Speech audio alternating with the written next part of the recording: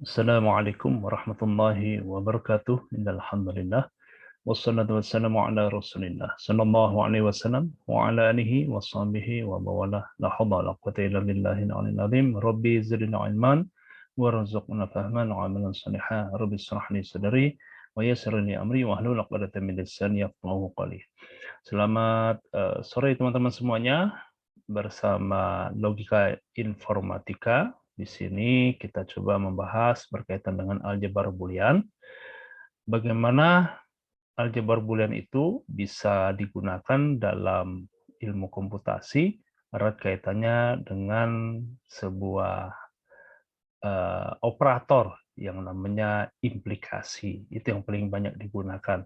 Tetapi seperti apa aljabar boolean dalam kaitannya dengan ilmu dalam bidang komputasi? Mari kita sama-sama membahasnya.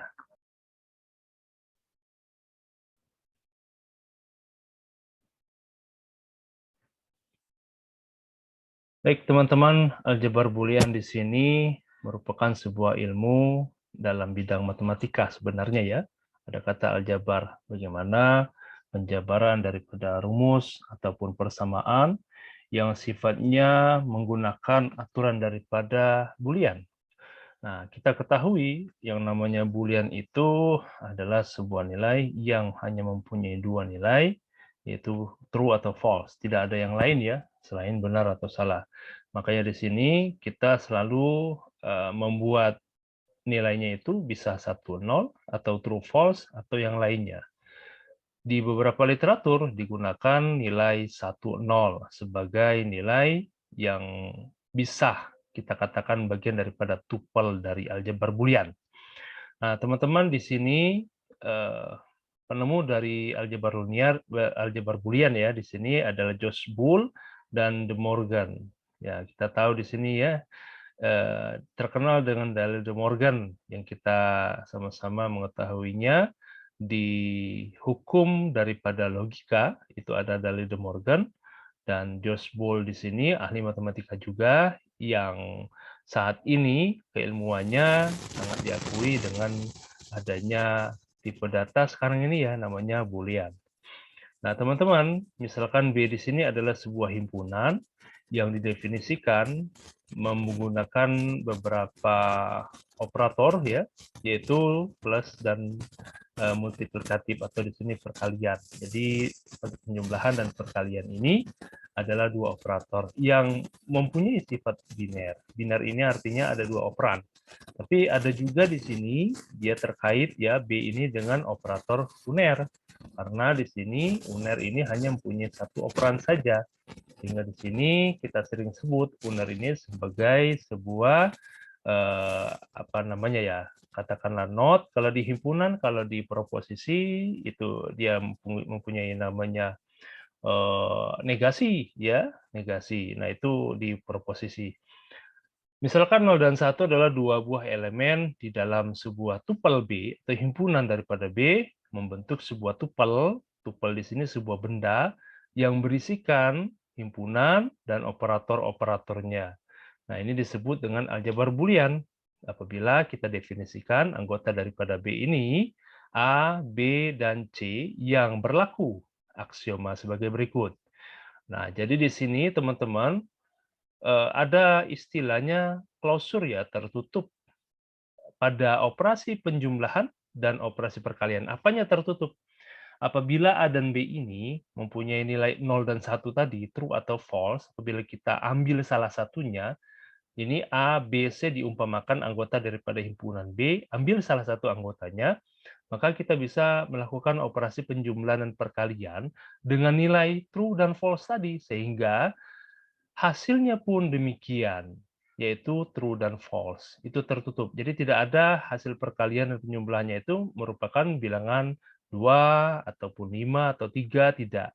Tapi dia memberikan hasil juga 0 dan 1 atau true dan false. Nah, kemudian sifat daripada identitas sama seperti kita belajar tentang himpunan ataupun proposisi ya.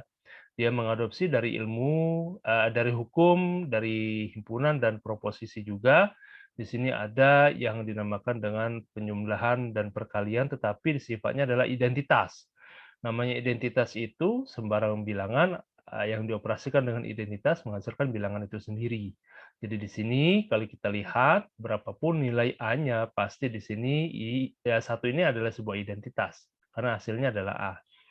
Lalu berlaku juga sifat komutatif, distributif, dan komplement. Nah, ini komplement ya, atau di sini dinotasikan dengan not, kalau di himpunan diproposisi dengan negasi atau ingkaran.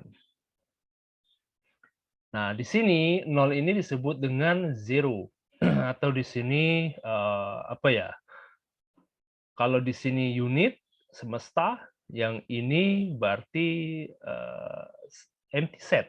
Kalau di himpunan ya, himpunan kosong. Nah, maka di sini disebut dengan zero. Kalau di sini semesta, kalau di himpunan satu ya, di sini unit ya. Kemudian tanda plus disebut dengan penjumlahan, perkalian, dan tanda aksen di sini adalah komplement atau kebalikan. Bila satu menjadi nol, menjadi satu. Nah, di sini ada beberapa perbandingan dari beberapa aljabar dari Boolean ataupun aljabar dari aritmatika yang biasa kita gunakan ya. Karena di sini ada yang istimewa di aljabar Boolean seperti hukum daripada distributif. Kalau distributif seperti ini udah ada ya pada saat di aljabar aritmatik, tapi tidak ada aljabar aritmatik mengadopsi ilmu hukum seperti ini bagi untuk distributif ya hukumnya seperti ini. Jadi di sini hanya berlaku untuk aljabar Boolean saja. Nah, ini istimewa dari aljabar Boolean. Adanya hukum distributif yang seperti ini, yang saya blok ini. Oke. Kemudian aljabar Boolean tidak memiliki kebalikan perkalian ya ataupun kebalikan penjumlahan. Karena itu tidak ada yang namanya operasi pembagian pada aljabar Boolean. Kalau aljabar aritmatik ya ada pastinya. Pengurangan juga tidak ada di sini ya. Jadi tidak ada pembagian dan pengurangan. Kemudian aksioma nomor 4 mendefinisikan operator komplement yang tidak ada pada aljabar biasa. Ini namanya operator komplement. Kalau aljabar biasa tidak ada tentunya. Yang namanya operator inverse ya, kebalikan. Seperti itu. Kemudian di sini kita coba lihat contoh. Ini misalnya B adalah himpunan, ya himpunan karena dia mempunyai set yang diapit sama kurung kerawal.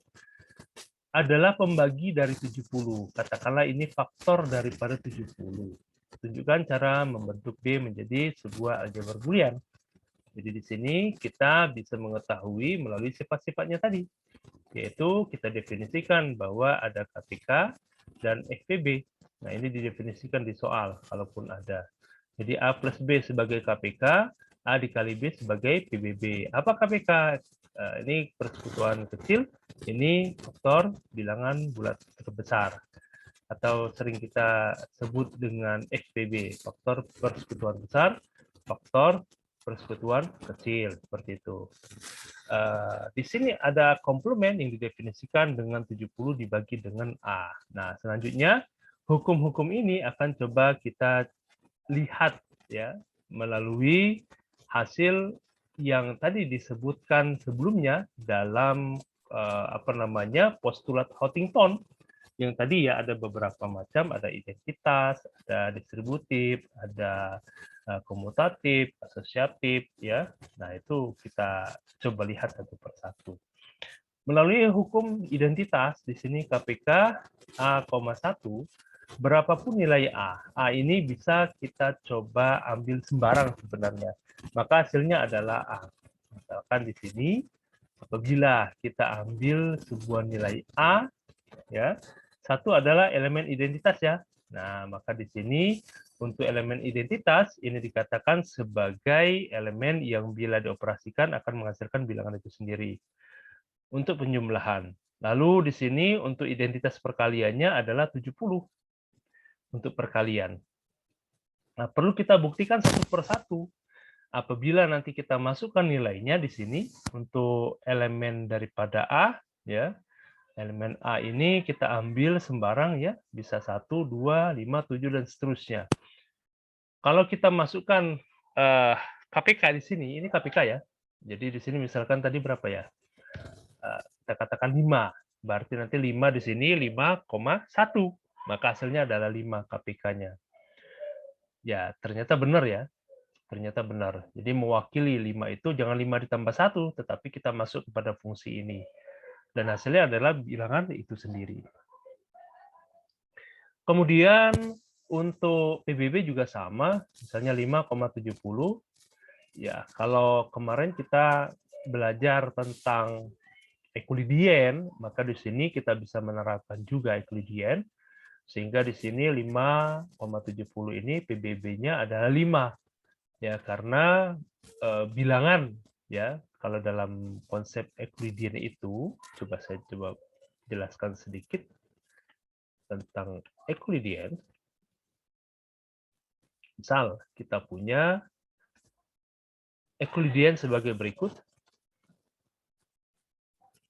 M sama dengan N dikali dengan K ditambah dengan R. R ini adalah sisa. Jadi kalau misalkan kita punya PBB, PBB-nya di sini 5,70 ya. Maka di sini 70 itu adalah 5 dikali berapa? Ya, 5 dikali berapa? Atau di situ 70 dibagi dengan 5. Nah, kita katakan di sini adalah 14 ya. Nah, kira-kira 14. Jadi kalau 5 dikali dengan 70, ya kan? 5 dikali 14, ini sama dengan 70, dan sisanya sama dengan 0.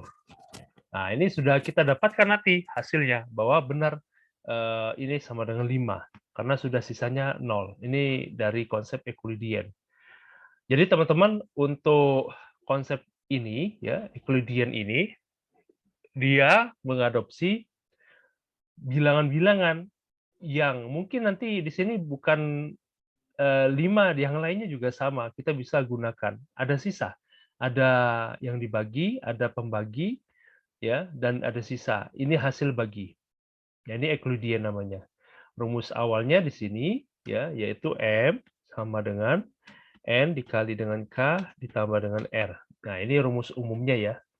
Nah, kadang-kadang disebutkan juga di sini sebagai PBB-nya ini, yaitu M, N. Nah, ini sama konsepnya ya. Nah, kalaupun nanti dibalik ya sama saja ya. Misalkan ini awalnya ini kan 5,70. Ya, buat saja misalkan di sini 5,70. Sebentar, saya coba besarkan. Misalnya di sini kita buat ya 5,70. Misalnya 5 sama dengan 70 dikali berapa? Ya kan? Ditambah sisanya berapa? Nah, sekarang sisa itu kan tidak boleh negatif. Oh, berarti di sini kita kali saja dengan 0. Karena 5 dibagi 70 nggak bisa. Berarti sisanya sama dengan 5. Nah, ini saja sudah kita dapatkan PBB-nya dibalik jadinya ya, dibalik. Jadi yang tadinya kita punya 70 ada di sini, lalu yang 5-nya pindah ke sini. Itu yang di Euclidean yang kita tahu. Jadi di sini walaupun 5,70 sekarang berubah jadi 70,5, sehingga kita bisa menuliskan seperti ini hasilnya. Dan ini benar bahwa hasil terakhirnya adalah 5. Kenapa? Karena di sini kalau kita pun pindahkan PBB-nya di sini, PBB itu 5,0 dan itu sama dengan 5. Nah, jadi PBB-nya sama dengan 5. Dan 5 maksud daripada tadi ya, yang kita kaitkan dengan soal tadi bahwa nah, ini hasilnya sama dengan 5. Sehingga 5 itu kalau kita lihat di atas ini ya, ada di sini. Nah, itu yang dikatakan dia closure, tertutup. Jadi hasilnya pun A ini berada di dalam himpunan B. Berapapun bilangannya. Kita coba ambil lagi 14. 14,70 misalnya. PBB-nya berapa misalnya. Ataupun KPK seperti itu juga. Ya, kalau KPK kan beda lagi ya. Itu dia ambil pangkatnya ya. Pangkatnya yang terbesar kira-kira. Yang paling besar pangkatnya. Ataupun di situ bilangannya tidak ada yang sama. Kalau kita lihat di sini berarti kita bisa dapatkan memang benar 14 dan 70 itu kita dapatkan KPK-nya berapa kira-kira kalau 14 dan 70. Coba kita lihat. Kalau PBB udah, sekarang untuk KPK. misal di sini KPK ya. KPK ini misalnya 5,70. Nah, kira-kira ini berapa nih bilangannya? Ini perlu kita coba buktikan apakah benar dia masih dalam anggota B. Nah, di sini kalau untuk KPK, seperti yang kita ingat bahwa kalau 5 itu sama dengan 5 dikali 1. Dan 70, ini kalau kita coba buat akarnya ya, kita ambil yang di atas tadi, misalkan 5 dikali dengan 14, ya kan? Ini 70, 14 saya ganti dengan 2 dikali 7. Nah, ini semuanya prima. Ini prima juga. Nah, untuk KPK, ini biasanya yang sama. Ya, yang sama ini adalah, yang mempunyai pangkat yang paling besar, katakanlah seperti itu. Karena ini sama, pangkat yang paling besar ya satu yang diambil. Jadi yang ini juga sama, yang tidak ada di sini ya. Nah, ini KPK. Jadi di sini kita sebut ini sama dengan ini KPK-nya, yaitu 5 dikali dengan 2 dikali dengan 7 KPK-nya. Sama dengan 70 itu sendiri. Jadi ini adalah KPK-nya. Jadi kalau kita lihat di sini, KPK-nya itu sama dengan 70. Dan 70 itu ada di himpunan di sini. Jadi dia tertutup seperti itu. Ini sekilas saya tentang PBB dan KPK. Kalau PBB, seperti yang kita lihat di sini, dia ambil yang sama. Ini 5 ya, ini sama. Nah udah, ini sama hasilnya. Yang sama saja. Yang tidak ada di sini, ini 2 tidak ada di sini, 7 tidak ada di sini. Jangan diambil. Itu untuk FPB atau PBB ya. Baik. Nah, untuk yang lainnya di sini komplement dia menugaskan 70 dibagi A. Ya, kalau misalkan 5,70 berarti 70 dibagi dengan 5, ya kan? Atau sama dengan 14. Dan 14 ada di sini. Ada di himpunan B, 14. Jadi dia tertutupnya di situ hasilnya. Jadi hasil daripada operasi ini semuanya itu ada di himpunan B. Itu dikatakan dia tertutup, closure. Dan sifat komputatif juga sama apabila kita lakukan penjumlahan ya, maka di sini KPK dari A, B. Juga hasilnya kalau ada di B berarti dia benar tertutup terbukti. PBB juga sama, seperti itu juga caranya. Untuk AB itu sembarang bisa kita ambil dari bilangan-bilangan yang ada di B. Jadi ini bisa mewakili A dan B. Dan C, ya kalau ada C-nya ya, maka di situ bisa diwakilkan. Baik, itu untuk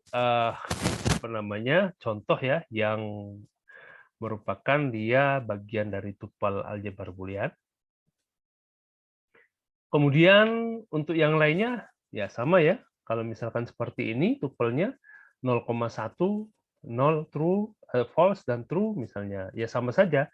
Jadi tidak ada bilangan yang lain selain itu. Tertutup dia terhadap ini 0 dan 1. Seperti ini yang dinamakan dengan aljabar Boolean. Jadi erat kaitannya benar salah. Jadi kalau dia ada 2 buah bilangan, maka 2 pangkat 2 atau 4 kombinasi ya seperti ini. Kalau nanti ada 3 berarti 2 pangkat 3, ada 8 kombinasi. Ya seperti itu ya. Yang sebelumnya sudah kita pernah bahas untuk menentukan ekspresi dalam menentukan nilai kebenaran. Nah, seperti ini ya. Ini contohnya. Oke, ini untuk ABC ada 8, 2 pangkat 3. Dan di sini kita bisa melihat operasinya di sini ya. Dan semuanya tidak ada bilangan yang lain selain 0 dan 1. Nah, ini dikatakan dia tertutup. Lalu di sini ada ekspresi Boolean atau fungsi Boolean bisa juga. Kalau ekspresi itu di dalam fungsi ya sebenarnya ya. Misalkan B itu adalah sebuah himpunan yang terikat pada penjumlahan dan perkalian dan komplement dengan anggotanya adalah bilangan 0 dan 1. Dan ini kita sebut dengan aljabar Boolean. Maka untuk ekspresi Boolean ini berlaku. Setiap elemen itu berada pada himpunan B. Setiap peubah juga di sini mewakili bilangan 0 dan 1. Dan ekspresi E1, E2, dan seterusnya ini adalah ekspresi yang mewakili ekspresi Boolean. Bisa ekspresi melalui penjumlahan, bisa ekspresi itu dikali ataupun dikomplementkan ekspresi itu. Ya, seperti apa ekspresi itu? Ini dia ekspresi namanya. Ini ekspresi. 0 ekspresi, 1 ekspresi, dan seterusnya. Ataupun dia terlibat pada SOP nanti ya, sama produk ataupun POS, product of sum. Itu sama, ini juga ekspresi. Lalu kita kenal variabel yang merupakan peubah daripada boolean, ya, yang biasa mewakili fungsi, yaitu X. Nah, itu sudah hal yang bukan yang asing lagi ya, bahwa fungsi itu selalu ada variabel bebas, yang itu diwakili sama huruf X. Lalu di sini ada sifat daripada ekivalen. Ekivalen itu apanya? Dua ekspresi boleh dikatakan ekivalen kalau dia mempunyai nilai kebenarannya itu sama. Hasilnya ya, pada saat kita coba operasikan ekspresi itu dengan bilangan yang sama, maka hasil akhirnya itu benar sama. Hasil akhirnya. Nah, ternyata itu dikatakan dengan ekivalen ataupun kesamaan. Tapi bukan sama ya. Kesamaan apa ya? Kalau sama benar-benar sama, ekspresinya sama, inputannya sama seperti itu. Tapi kalau di sini ekspresinya beda karena dia inputannya itu sama, misalnya A dan B-nya, dan dia mendapatkan hasil yang sama nanti di sini, nilainya sama, ya. Kalau kita lihat di sini nilainya 011 seperti ini, AB juga sama. Nah, ini dikatakan dia ekivalen. Sifat. Baik. Kemudian untuk apa ya? Ekspresi boolean lagi di sini selalu diapit dengan tanda kurung ya. Untuk menandakan bahwa ekspresi itu ya dibatasi. Ya, tanda kurung itu untuk membatasi ya, parentesis. Jadi apabila nanti kita ingin melakukan yang namanya De Morgan, dalil De Morgan kita terapkan di situ, ataupun sifat komutatif, distributif, maka kita perlu membatasinya dengan menggunakan tanda kurung atau parentesis, tanda kurung biasa tentunya. Untuk apa namanya perkalian di sini dituliskan AB saja ya. Titiknya ini dihilangkan saja, tidak ada titiknya. Jadi kita tidak membuat A titik B. AB itu sudah ada nilai perkaliannya. Lalu di sini ada prinsip dualitas. Ya, apabila ada perkalian, lalu ada penjumlahan, penjumlahan ada perkalian, ada 0 pasti ada 1, 1 ada 0. Nah, ini adalah dualitasnya. Jadi sebenarnya di bagian kiri ini adalah dualitasnya, yaitu sebelah kanan ini. Oke, namanya dual ya, dualitas. Di apa ya? Di proposisi juga kita kenal hukum dualitas. Di apa namanya ya? Algoritma dan bilangan bulat. Itu kalau tidak salah untuk hukum aljabar biasa juga sama. Di sifat-sifatnya ya. Ada sifat dominansi, komplement, idempoten, kesamaan, identitas ya, sama involusi, sama sifatnya. Nah, ini dalil De Morgan ya. Dalil De Morgan. Bila nanti penjumlahan dikomplementkan hasilnya seperti ini ataupun dengan perkalian. Oke. Nah, ini materi-materi ini nanti pada saat hadir di UAS ya, saya coba ambil dari contoh-contoh yang sudah ada di sini ya, untuk bisa memahami apa sebenarnya aljabar boolean. Nah, perlu dipahami sifat-sifat daripada aljabar boolean, dan waktu maghrib setelah tiba, kita tutup dengan baca doa kifaratul majelis. Subhanallah bihamdi, subhanakallahumma wa bihamdika, asyhadu an la ilaha illa anta, astaghfiruka wa atubu ilaik. Assalamualaikum warahmatullahi wabarakatuh.